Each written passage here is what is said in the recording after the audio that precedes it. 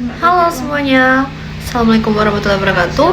Perkenalkan, nama saya Alfian Nurjauza dengan NIM 08 04 13 82 42 91 12. Saya berasal dari kelas Biologi B dan saya berasal dari kelompok 1. Hari ini saya akan menjelaskan tentang struktur dan fungsi hayati fauna. Struktur dan fungsi hayati fauna terdiri dari sel, jaringan, organ, sistem, dan individu. Yang pertama, koordinasi dan pengendalian terdiri dari sistem saraf dan otak, sistem endokrin, tingkah laku, kemudian kontinuitas kehidupan terdiri dari sistem reproduksi. Oke, slide kedua menjelaskan tentang koordinasi, yaitu sistem saraf dan hormon. Hewan untuk dapat bertahan hidup dan bereproduksi perlu koordinasi dari sistem saraf dan sistem endokrin. Oke, selanjutnya saya akan membahas tentang sistem saraf. Ini merupakan bagian-bagian saraf. Yang pertama ada dendrit. Dendrit itu cabang dari saraf dari bagian sel saraf itu yang bercabang-cabang. Kemudian ada intisel yang di tengah-tengah saraf yang berwarna hijau. Kemudian ada akson yang warna kuning yang di sini. Nah, kemudian ada lapisan myelin yang menyelubungi akson. Oke. Organisasi sistem saraf. Tentang sistem saraf pusat dan tepi, ada organisme yang tidak memiliki sistem saraf pusat, yaitu hydra dan bintang laut. Kemudian organisme yang memiliki sistem saraf pusat, yang pertama itu cacing pipih, kedua lintah, dan ketiga belalang.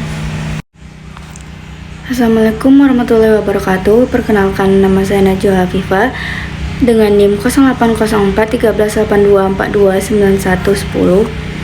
Di sini saya akan menjelaskan tentang materi organisasi sistem saraf, yaitu sistem saraf itu terbagi menjadi dua, yaitu sistem saraf pusat dan tepi. Sistem saraf pusat itu terdiri dari otak dan sumsum tulang belakang yang disebut dengan vertebrata. Untuk sistem saraf tepi itu dibagi menjadi dua, yaitu dia sensorik dan motorik. Untuk yang sensorik itu dia dapat mengindra lingkungan luar dan juga dapat mengindra lingkungan dalam. Untuk yang motorik, sistem saraf otonom dan sistem saraf somatik. Dia juga dibagi lagi, terdapat sistem saraf simpatik dan parasimpatik.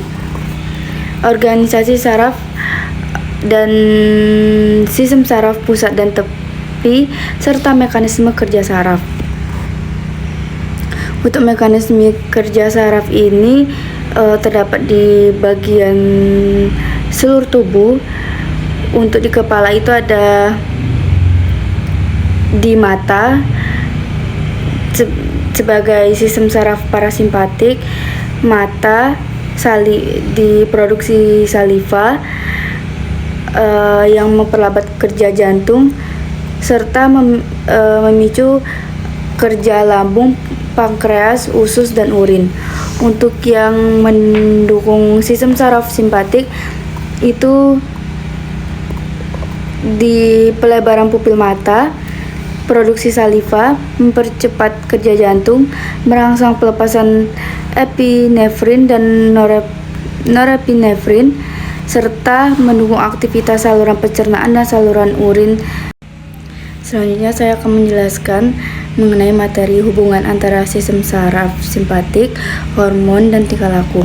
Di sini ada tingkah laku stres, yaitu berenergikan negatif dan positif yang masuk melalui hipotalamus, kemudian sel saraf, dan dikeluarkan oleh adrenal di bagian medula. Hormon adrenalin itu siaga untuk meningkatkan laju metabolisme dengan memecah glikogen menjadi glukosa, meningkatkan kadar gula darah, serta tekanan darah terutama di otak dan otot. Selanjutnya ada tingkah laku klise. Taksis, suatu respons gerakan seluruh tubuh organisme terhadap suatu stimulus eksternal. Sederhananya, organisme akan bergerak mendekati atau menjauhi sumber stimulus tersebut. Seluruh tubuh organisme berorientasi atau mengarah ke satu titik tertentu, yaitu sumber stimulus. Ini berbeda dengan tropisme pada tumbuhan, di mana hanya bagian tertentu dari tumbuhan yang merespon stimulus. Stimulus eksternal ini bisa berupa cahaya, suhu, zat kimia, atau rangsangan lainnya. Lalu ada taksis positif dan taksis negatif. Taksis positif adalah organisme yang bergerak mendekati sumber stimulus, contohnya serangga yang tertarik pada cahaya atau semut yang mencari makanan. Selanjutnya ada taktis negatif. Taktis negatif adalah organisme yang bergerak menjauhi sumber stimulus, contohnya cacing yang menjauhi cahaya atau bakteri yang menjauhi zat kimia yang berbahaya. Gambar tersebut memberikan contoh refleksi lutut. Ketika lutut kita ditekuk, tendon patella akan terbentur dan merenggangkan otot quadriceps. Peregangan ini akan memicu impuls saraf yang berjalan melalui saraf sensorik ke sumsum tulang belakang.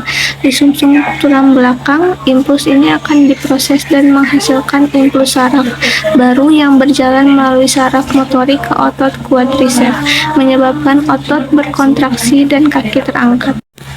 Refleks dan insting merupakan dua jenis tingkah laku klise yang penting bagi kelangsungan hidup organisme. Refleks memungkinkan organisme merespon dengan cepat terhadap perubahan lingkungan, sedangkan insting memungkinkan organisme melakukan perilaku kompleks yang dilakukan untuk bertahan hidup dan berkembang biak. Selanjutnya ada tingkah laku yang dipelajari. Yang pertama ada conditioning atau pengkondisian, lebih menekankan pada pembelajaran yang terjadi melalui pengulangan dan asosiasi.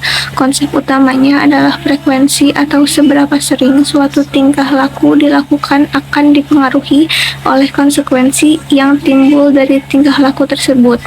Contohnya adalah ketika seekor anjing mengasosiasikan bunyi bel dengan makanan, sehingga akan mengeluarkan air liur ketika mendengar bel. Lalu ada reasoning atau penalaran, lebih kompleks dan melibatkan kemampuan kognitif yang lebih tinggi. Pada proses ini, individu mampu merespon situasi baru tanpa pengalaman sebelumnya, mengingat berbagai alternatif, dan bahkan berinovasi dalam mencari solusi. Kemampuan memecahkan masalah atau problem solving adalah contoh nyata penalaran. Lalu ada koordinasi dan pengendalian. Sistem saraf dan otak. Otak berperan dalam mengkoordinasikan berbagai aktivitas tubuh hewan. Otak sebagai pusat kendali menerima, memproses, dan merespon berbagai rangsang dari lingkungan, baik internal maupun eksternal. Melalui sistem saraf, hewan dapat mampu bergerak, dapat beradaptasi, dan berinteraksi dengan lingkungan. Selanjutnya ada sistem endokrin. Sistem endokrin melibatkan kelenjar-kelenjar yang menghasilkan hormon.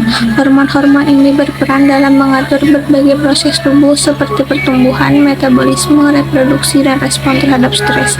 Sistem endokrin bekerja sama dengan sistem saraf dalam menjaga homeostatis tubuh. Selanjutnya ada tingkah laku. Tingkah laku hewan adalah hasil dari interaksi antara faktor genetik dan lingkungan. Tingkah laku ini sangat beragam, mulai dari mencari makanan, melindungi diri, hingga berinteraksi sosial. Tingkah laku hewan dipengaruhi oleh sistem saraf dan sistem endokrin. Selanjutnya ada kontinuitas kehidupan. Yang pertama ada sistem reproduksi. Sistem reproduksi berperan dalam menghasilkan keturunan sehingga spesies dapat bertahan hidup. Proses reproduksi melibatkan pembentukan sel gamet seperti sperma dan ovum, fertilisasi, dan perkembangan embrio. Jadi pada reproduksi aseksual, jadi reproduksi ini adalah cara makhluk hidup berkembang biak tanpa memerlukan pasangan atau sel kelamin. Organisme yang menggunakan cara ini hanya membutuhkan satu induk untuk menghasilkan keturunan yang identik secara genetik. Beberapa metode aseksual meliputi 1. Pembelahan biner. Sel membelah menjadi dua bagian yang sama besar seperti pada bakteri. Yang kedua adalah tunas. Organisme baru tumbuh dari tubuh induk seperti pada ragi dan hidra. Contohnya seperti ini. Yang ketiga yaitu fragmentasi. Bagian tubuh induk terputus dan tumbuh menjadi individu baru seperti pada bintang laut. Nih. Yang keempat yaitu ada sporulasi. Organisme menghasilkan spora yang dapat berkembang menjadi individu baru seperti pada jamur. Reproduksi aksesual biasanya terjadi lebih cepat dan efisien dibandingkan dengan reproduksi seksual, tetapi menghasilkan variasi genetik yang lebih sedikit. Selanjutnya adalah sistem reproduksi seksual oogenesis. Oogenesis adalah proses pembuahan atau pembentukan sel telur dalam sistem reproduksi seksual pada betina. Proses ini terjadi di ovarium dan melibatkan beberapa tahap. Satu, yaitu oogonium. Sel telur induk bergerak berkembang menjadi oosit primer melalui proses mitosis. Yang kedua yaitu pembelahan meiosis 1. Oosit primer membelah menjadi oosit sekunder dan satu badan kutub atau sel yang tidak berfungsi. Contohnya seperti pada gambar.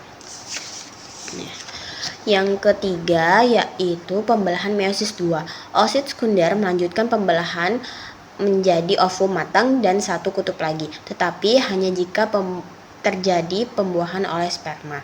Hasil akhirnya adalah satu sel telur matang yang siap dibuahi, sementara badan kutub terdegradasi karena tidak diperlukan. Oogenesis dimulai sejak masa janin dan akan berlanjut hingga perempuan mencapai masa menopause. Selanjutnya yaitu ada reproduksi seksual siklus menstruasi. Jadi, siklus menstruasi adalah proses bulanan yang terjadi pada sistem reproduksi wanita untuk mempersiapkan tubuh dalam kehamilan. Siklus ini berlangsung sekitar 28 hari dan dibagi menjadi 4 fase utama. Fase pertama, fase menstruasi, yaitu terjadi pada hari 1 sampai 5. Lapisan dinding rahim atau endometrium yang tebal akan luruh jika tidak terjadi pembuahan, menyebabkan pendarahan yang disebut menstruasi. Yang kedua adalah fase folikular, hari 1 sampai 13. Hormon FSH atau Follicle Stimulating Hormone merangsang ovarium untuk mematangkan folikel yang berisi sel telur. Di saat yang sama, dinding rahim mulai menebal kembali. Yang ketiga adalah ovulasi, hari ke-14. Hormon LH atau luteinizing hormone memicu pelepasan sel telur matang dan ovarium ke tuba Fallopi. Ini adalah masa subur. Yang keempat yaitu adalah fase luteal, hari ke-15 sampai ke-28.